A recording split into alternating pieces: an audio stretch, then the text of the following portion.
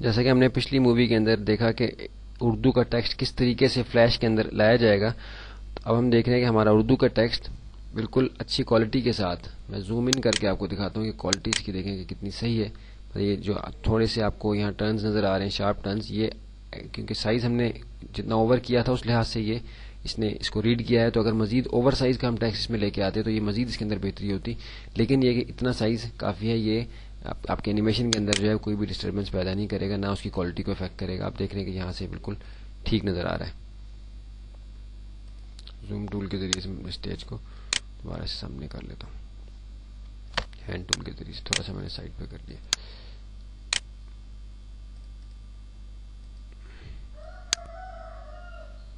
یہ پورا اسٹیج جو ہے ہمارے سامنے آ گیا. اچھا، اب ہم نے یہ دیکھنا ہے کہ اب ہم نے کسی بھی قسم کی ماڈیفیکیشن اگر اس ٹیکسٹ کے اندر فلیش کے اندر رہتے ہوئے کرنی ہے تو سب سے پہلے ہم نے یہ دیکھنا ہے کہ ابھی آپ دیکھ رہے ہیں کہ یہ فلیش ایک گروپ کی شکل میں ہمارے سامنے موجود ہے. اس پہ ہم جب کام کریں گے تو اس سارے ایریا کے اوپر کام اپلائی ہوگا اور یہ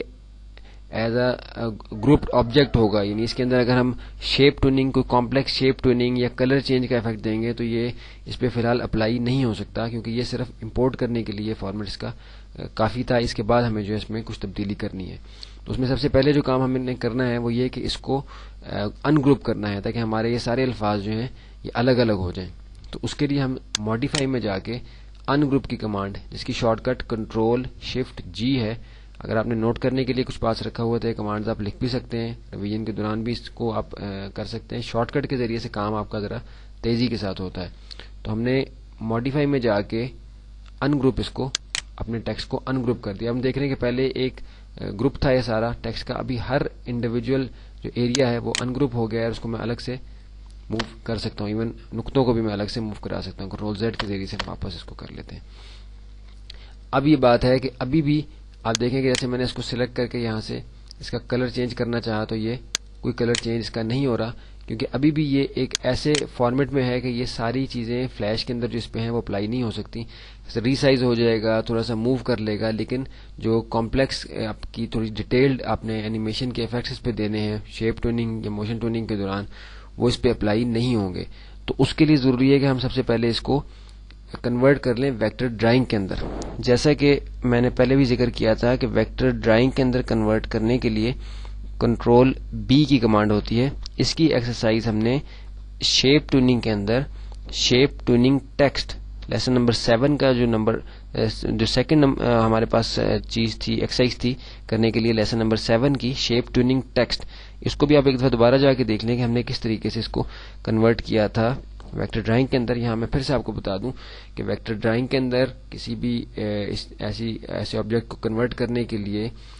ہم اس کو سلیکٹ کر کے تو کنٹرول بی یا ماڈیفائی میں جا کے بریک اپارٹ، کنٹرول بی جس کی شارٹ کٹ ہے. آپ دیکھیے کہ جیسے میں اس پہ اپلائی کروں گا تو ابھی اس کے اوپر سے وہ جو سلیکشنز تھیں وہ ختم ہو گئیں اور یہ ڈاٹڈ ایریا ہمیں نظر آ رہا ہے. ڈاٹڈ ایریا سے مراد یہ ہے کہ یہ اب بریک اپارٹ ہو گیا، اس کو آپ کچھ بھی اپنی مرضی کے مطابق کر سکتے ہیں. جبکہ نچلا حصہ ہم دیکھ رہے ہیں کہ وہ اس پہ کوئی کلر اپلائی نہیں ہو سکتا کیونکہ اس کو ہم نے بریک اپارٹ نہیں کیا. جبکہ اس حصے کے اوپر اب ہم کچھ بھی کر سکتے ہیں، فلیش کے سارے آپشن اس کے اوپر اپلائی ہو سکتے ہیں اینیمیشن کے. جیسے میں نے یہاں سے اس کا کلر چینج کر لیا، کوئی بھی کلر میں چاہوں تو اس کا یہاں سے چینج کر سکتا ہوں اپنی مرضی کے مطابق. کنٹرول زیڈ سے میں نے دوبارہ اس کا کلر بلیک کر لیا. اور جبکہ نچلا حصہ جو اس پہ ہماری ابھی ساری چیزیں اپلائی نہیں ہوں گی، نہ کلر اس میں چینج ہوگا، نہ شیپ ٹوننگ کے دوران کسی ہم چاہیں گے کسی ہماری شیپ سے کنورٹ ہو یہ ٹیکسٹ، اور پہلے شیپ ہو اور شیپ کنورٹ ہو کے ٹیکسٹ بن جائے تو وہ چیزیں اس حصے پہ اپلائی نہیں ہو سکتی. جبکہ کیا ہم اللہ سے ڈرتے ہیں کہ جو الفاظ ہیں اس کے اوپر ہم سب کچھ اب اپلائی کر سکتے ہیں. تو اس کو بھی میں نے سلیکٹ کر لیا ہے اپنے ایرو ٹول کے ذریعے سے، اور کنٹرول بی یا ماڈیفائی میں جا کے بریک اپارٹ کی کمانڈ کے ذریعے سے میں نے اس کو بھی کنورٹ کر لیا ہے. اب ہم دیکھتے ہیں کہ ہم اس سارے کے اوپر جو ہے کوئی بھی اپنی جو ہے کلر کی تبدیلی یا کوئی بھی چیز آسانی کے ساتھ اپلائی کر سکتے ہیں. تو یہ ہم نے دیکھ لیا کہ کس طریقے سے اردو کے ٹیکسٹ کو امپورٹ کرنا ہے اور پھر اس کو ایڈیٹیبل بنانا ہے فلیش کے اندر. بریک اپارٹ پہلے ان گروپ ہم نے کیا ہے، پھر بریک اپارٹ کیا. اور دوسرا طریقہ بریک اپارٹ تک پہنچنے کا یہ ہے کہ آپ کسی بھی گروپ کو سلیکٹ کر کے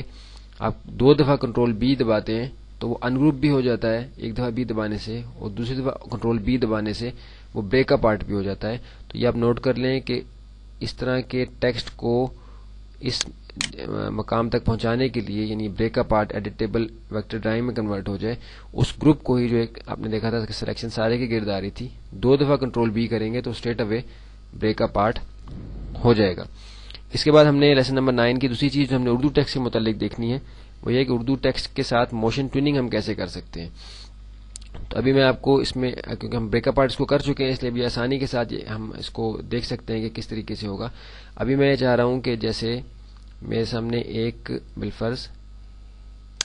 یہ ایک لائن موجود ہے, میں چاہ رہا ہوں کہ ایسا ہو کہ یہ لائن جو ہے کنورٹ ہو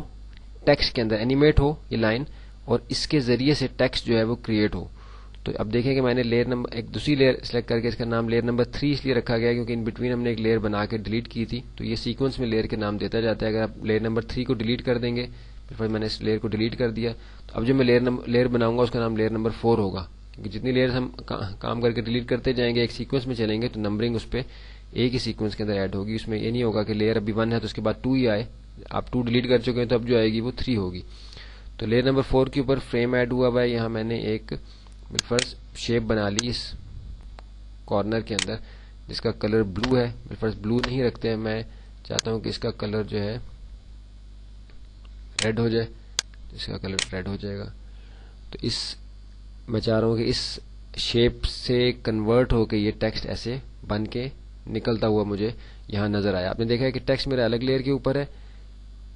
اس کو میں نے ابھی میں فی الحال اس کو آف بھی کر سکتا ہوں, لیکن یہ کہ میں نے اس کو انفیکٹ اوپر والے حصے میں کام کرنا ہے, اس کے اوپر میں ٹیکسٹ کو بھی آف کر رہا ہوں تاکہ مجھے سمجھ آ جائے کہ میں اس کے ساتھ میں کیا کر رہا ہوں.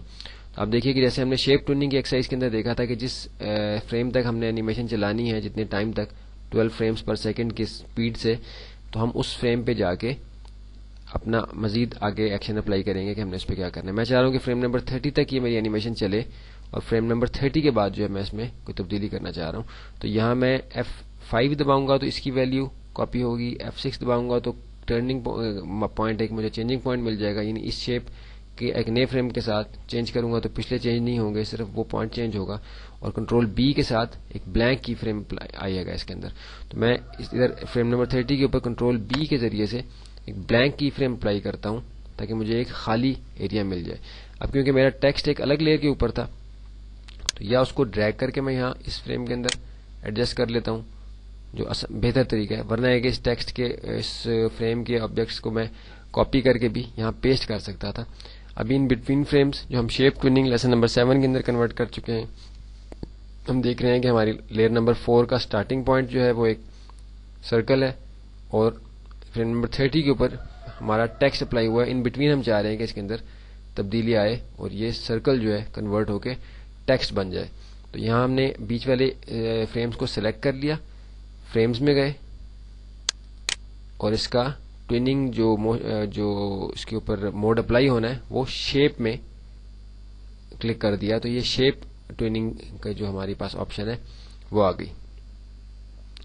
تو اس کے بعد ہم دیکھیں گے کہ ہم نے دیکھا کہ یہ گرین لائن ہو گئی ہے, ایک ایرو اس کے اندر آ گیا ہے, سالڈ ایرو آ گیا ہے. یہ لیئر نمبر 1 اب ہم نہیں چاہیے کیونکہ ہم اپنا جو ٹیکسٹ تھا وہ اٹھا کے ہم اوپر والی لیئر میں لے گئے تھے, اس کو ہم ڈیلیٹ کر دیتے ہیں. ابھی ہم دیکھ رہے ہیں کہ کیسے ہمارا سرکل جو ہے وہ چینج ہو رہا ہے ہمارے ٹیکسٹ کے اندر. اب آپ دیکھیں کہ ان بٹوین اتنی کمپلیکس جو ہے وہ اینیمیشن کے فریمز اپلائی ہوئے ہیں کہ وہ اگر ہم خود سے بناتے تو ہم نہیں بنا سکتے تھے. کہ آپ یہ دیکھیں کہ یہ آپ کا سرکل تھا, سرکل کنورٹ ہو کے ٹیکسٹ میں جو ہے وہ کنورٹ ہو گیا. کتنی آسانی کے ساتھ ہم نے فلیش کے اندر جو ہے اردو ٹیکسٹ کے متعلق ہم نے دیکھا ہے کہ کیسے اردو ٹیکسٹ کو ان پیج سے کورل میں لے کے جانا ہے, کورل میں کیسے اس کو بریک اپارٹ کرنا ہے, وہاں سے اوور سائز کر کے فلیش میں لائے,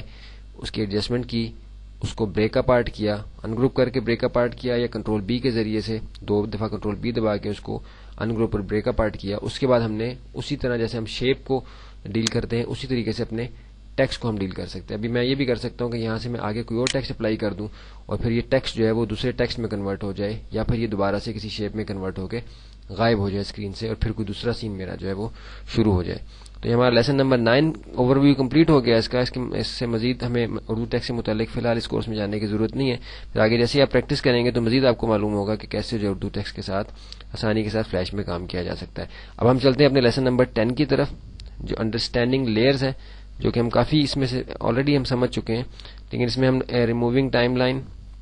یا لیئرز اور ماسکنگ لیئر اور گائیڈ لیئر ہم دیکھیں گے. گائیڈ لیئر بھی ہم آلریڈی ایک ایکسرسائز میں ہم کر چکے ہیں, لیکن ہم اس کو ذرا یہاں ڈیٹیل سے دیکھ لیں گے. اب ہم چلتے ہیں اپنے لیسن نمبر 10 کی طرف.